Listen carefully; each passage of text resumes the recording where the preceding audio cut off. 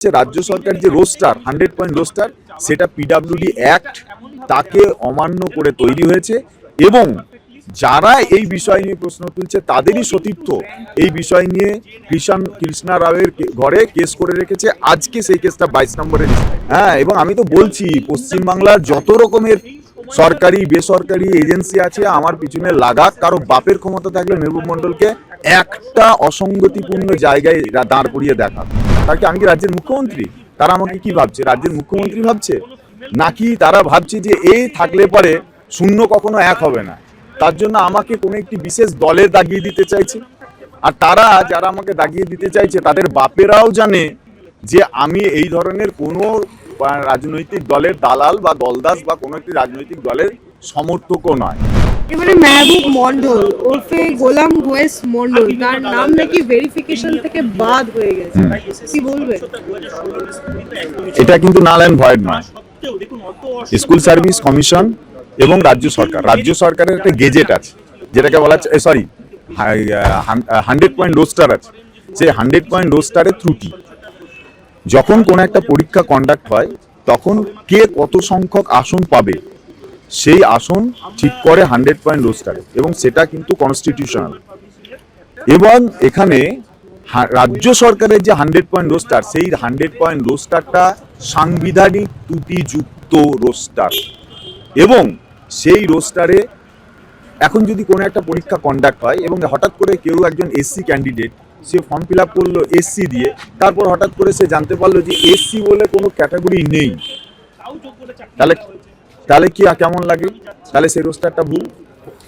100 point রোস্টারে এসসিদের জন্য সংরক্ষণ আছে 22% এবং ফিজিক্যালি চ্যালেঞ্জ যারা তাদের জন্য পিডব্লিউডি অ্যাক্ট অনুযায়ী আছে 4%-এর সংরক্ষণ।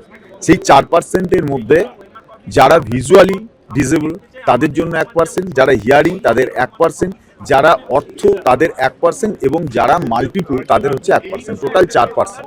রাজ্য সরকার এসএসসি যখন নোটিফিকেশন বের করে তখন সেখানে ক্যাটাগরি ছিল এসসিএলডি, ওএইচ, এইচআই এবং ভিআই, ভিজুয়ালি হ্যান্ডিক্যাপ। তার মধ্যে ওএইচটা হচ্ছে অর্থোপেডিক, সেখানে দেওয়া হয়েছে। সেখানে যারা অর্থোপেডিকের অন্তর্ভুক্ত তারা সবাই ওই ক্যাটাগরিটা চুজ করেছে। এখন এসএসসি বলতে চাইছে ওইচ যে ক্যাটাগরি সেটা অর্থোপেডিক নয়, সেটা আদার্স ডিসেবিলিটিস। আদার ডিসেবিলিটি বলে কিছু নেই। কেন? তারপরে জানা যাচ্ছে রাজ্য সরকার যে রোস্টার 100 পয়েন্ট রোস্টার সেটা পিডব্লিউডি অ্যাক্ট তাকে অমান্য করে তৈরি হয়েছে এবং যারা এই বিষয় নিয়ে প্রশ্ন তুলছে তাদেরই সতীর্থ এই বিষয় নিয়ে কৃষ্ণা রাওয়ের ঘরে কেস করে রেখেছে। আজকে সেই কেসটা 22 নম্বরে লিস্টে ছিল। ফ্রেশার ক্যান্ডিডেট যারা ছিল ওইচের অর্থাৎ অর্থোপেডিক হ্যান্ডিক্যাপ্টের যারা ফ্রেশার ক্যান্ডিডেট তারা কেস করেছে 100 পয়েন্ট রোস্টারের বিরুদ্ধে। এবং স্কুল সার্ভিস কমিশন সমস্ত অর্থোপেডিক ডিসেবিলিটিস যে ক্যাটাগরি সেই ক্যাটাগরির মানুষদের ইন্টারভিউ স্থগিত রেখেছে। এখন কেন না ওইটা জাজমেন্টের উপর ডিপেন্ডটা করবে, এটা হচ্ছে মূল ম্যাটার। কিন্তু দাদা এরপরেও তো বিভিন্ন জায়গায় যে অভিযোগ উঠছে, কোন একেবারে কাউন্সিলিং এ মেহবুব মন্ডলের চাকরি হয়েছিল 2016-তে, কোন ফেজ অফ কাউন্সিলিং? আমার কাউন্সিলিং কোন কাউন্সিলিং সেটা আমার থেকে আমার যারা পিছনে লেগে আছে তারা ভালো জানে। আমার হয়েছিল সেকেন্ড কাউন্সিলিং, ফার্স্ট কাউন্সিলিং এর পরের কাউন্সিলিং জয়েন আমার ফেব্রুয়ারি মাসে। ফলে আমাকে কোনোভাবেই কোনো জায়গা দিয়েই পাবে না যতই চেষ্টা করুক। হ্যাঁ, এবং আমি তো বলছি পশ্চিমবাংলার যত রকমের সরকারি বেসরকারি এজেন্সি আছে আমার পিছনে লাগাক। কারো বাপের ক্ষমতা থাকলে মেহবুব মন্ডলকে একটা অসঙ্গতিপূর্ণ জায়গায় দাঁড় করিয়ে দেখা। হ্যাঁ, এবং আমি তো বলছি পশ্চিমবাংলার যত রকমের সরকারি বেসরকারি এজেন্সি আছে আমার পিছনে লাগাক। কারো বাপের ক্ষমতা থাকলে মেহবুব মন্ডলকে একটা অসঙ্গতিপূর্ণ জায়গায় দাঁড় করিয়ে দেখা। ফুলের তালা। ঠিক আছে, আমার এটা শোনার পর আমার খুব ভালো লাগছে যে সিপিএম আমাকে নিয়ে চর্চা করছে। আমি ডাইরেক্ট নাম করেই বলছি কি পলিটিক্যাল পার্টি, তারা আমাকে প্রতিপক্ষ ভাবছে। আমার তো গ্রেটফুল হওয়া উচিত যে যারা সম্পূর্ণরূপে শূন্যতে রান করছে তারা আমাকে ধরেও যে একটা 0 থেকে 1-2 আসনে পৌঁছাতে পারছে, তো আমাকে টার্গেট করতে চাইছে। আমার এটা খুব অবাক লাগছে। যাদেরকে তাদের টার্গেট করা দরকার তাদেরকে টার্গেট করে তারা এতদিন পর্যন্ত একটা আসনও পেল না, কিন্তু আমাকে তারা তৃণমূল ভেবে নিচ্ছে। তার মানে আমি তো মানে আমি কি রাজ্যের মুখ্যমন্ত্রী? তারা আমাকে কি ভাবছে, রাজ্যের মুখ্যমন্ত্রী ভাবছে? নাকি তারা ভাবছে যে এই থাকলে পরে শূন্য কখনো এক হবে না, তার জন্য আমাকে কোনো একটি বিশেষ দলে দাগিয়ে দিতে চাইছে। আর তারা যারা আমাকে দাগিয়ে দিতে চাইছে তাদের বাপেরাও জানে যে আমি এই ধরনের কোনো রাজনৈতিক দলের দালাল বা দলদাস বা কোনো একটি রাজনৈতিক দলের সমর্থকও নয়।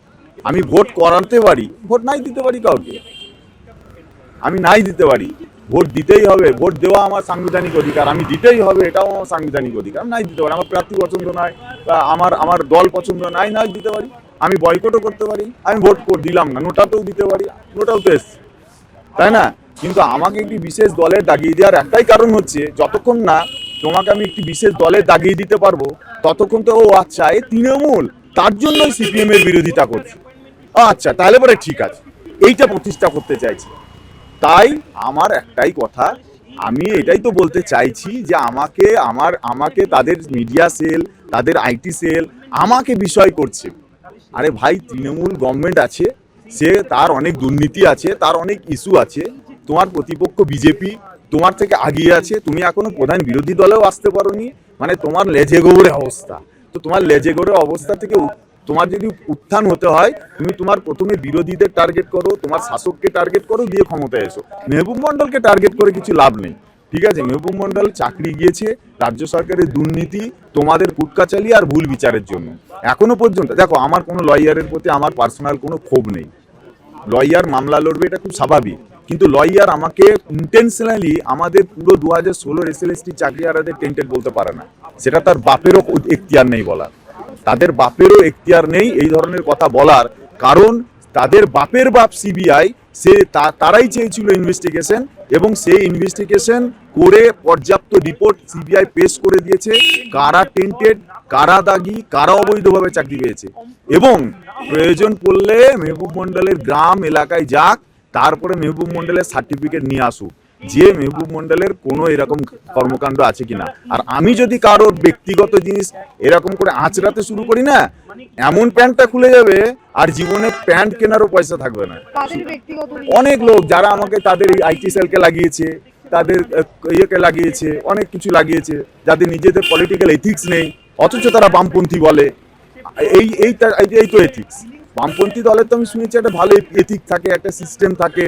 হ্যাঁ, বামপন্থী কোনো একজন ব্যক্তি হয় না, একটা দল থাকে। তো সেই এথিক্সটা কোথায়? সেই এথিক্স নিয়ে প্রশ্ন আছে। আমি তো বামপন্থা নিয়ে অনেক প্রশ্ন করতে পারি, প্রশ্ন করলে সে উত্তরই দিতে পারবে না, অথচ তারা বলেন যে আমি বামপন্থা। আমি তো বলছি তারা পড়ুক না, আমি কয়েকটা বইয়ের নাম করে দিচ্ছি, পড়ুক না। কার্ল মার্ক্সের জীবনীর নামই তো জানে না অনেকে, তারা বলে আমি বামপন্থী করি। হ্যাঁ, তো আমি যদি প্রশ্ন করতে শুরু করি, পারবে না। ওরা জানে এ আমার বিশাল প্রতিপক্ষ, একে সরানো উচিত, বিশাল ভয়ঙ্কর, ভয় পাচ্ছেন, ঠিক আছে? তো তার জন্য আমার সম্পর্কে উল্টোপাল্টা বলছে, আমাকে দাগিয়ে দিচ্ছে কি বিশেষ দলের দালাল, তা নাহলে পরে পারবে না আর কি, এই আর কি। দাদা, একেবারেই শেষ একটি প্রশ্ন। এসএসসি নিয়ে একটা দুটো না, বেশ একাধিক মামলায় কলকাতা হাইকোর্ট থেকে শুরু করে সুপ্রিম কোর্টে হয়ে রয়েছে। আজকেও আমরা দেখলাম অমৃতা সিনহার বেঞ্চে একাধিক মামলা। কি হলো এজলাসের ওদের একটু বলুন। দেখুন, এজলাসে আজকে বিশেষ কিছু হয়নি। এটা আজকে শুধুমাত্র অপোনেন্ট পক্ষের লয়ার শ্রীমান মাননীয় বিকাশ রঞ্জন ভট্টাচার্য মহাশয়, উনি আজকে ওনার বক্তব্য রেখেছেন। পরের দিন আমাদের সময় এলে আমাদের মাননীয় লয়াররা বলবেন, ঠিক আছে? এবং তারপরে যা ডিসিশন হবে, যা ইয়ে হবে সেটা হবে। আপাতত কিছু হয়নি, প্রথম পর্বের শুনানি হয়েছে।